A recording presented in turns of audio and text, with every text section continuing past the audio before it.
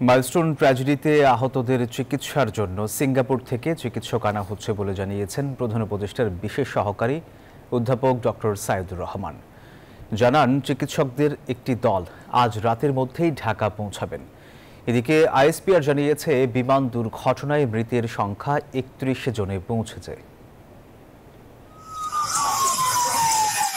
সময় যত গড়াচ্ছে খবর মিলছে নতুন ফুল ঝরে যাওয়ার। বিমান দুর্ঘটনায় দগ্ধ শরীর আর ছেঁড়া স্বপ্নগুলো একত্র হয়ে যেন এক ভয়াবহ ট্র্যাজেডির ক্যানভাস।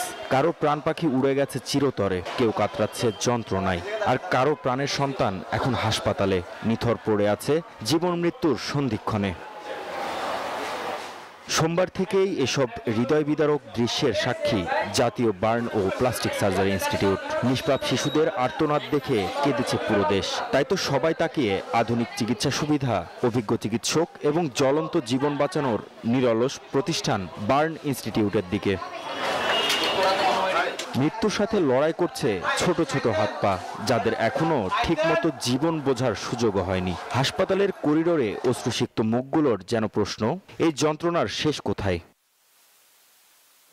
দুপুরের সংবাদ সম্মেলনে জানানো হয়, ঝরে গেছে আরো অনেক তাজা প্রাণ। দুই একজন ছাড়া সবই শিশু। এদের মধ্যে 2 জনের অবস্থার উন্নতি হওয়ায় আইসিইউ থেকে কেবিনে স্থানান্তর করা হয়েছে।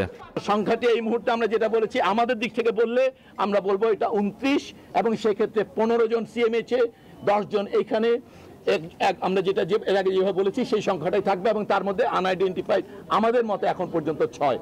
মাইলস্টোন ট্র্যাজেডির আহতদের চিকিৎসার খোঁজখবর নিতে বার্ন ইনস্টিটিউটে আসেন স্বাস্থ্য উপদেষ্টা। প্রধান উপদেষ্টার বিশেষ সহকারী অধ্যাপক ডক্টর সাইদুর রহমান জানান, প্রয়োজনে আহত ব্যক্তিদের বিদেশে পাঠানোর ব্যবস্থা করা হবে।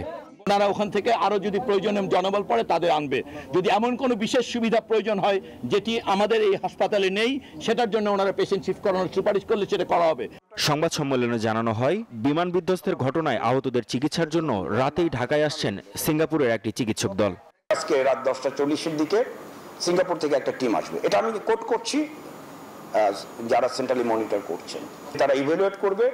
ইভ্যালুয়েট করার পরে যদি মনে করে কোনো পেশেন্ট বিদেশে পাঠানোর জন্য অথবা তারা এখানে হেল্প করতে পারবে, ওই ডিসিশন হবে। বর্তমানে সব হাসপাতাল মিলিয়ে আহত অবস্থায় চিকিৎসা নিচ্ছেন 69 জন। মাহমুদ হাসান, নিউজ 24, ঢাকা। বান্ডেল থাকলে প্রতি সেনমানিতে টাকা বাঁচবে। বিকাশ সেনমানি বান্ডেল কিনে জিতুন প্রতি লেনদেনে।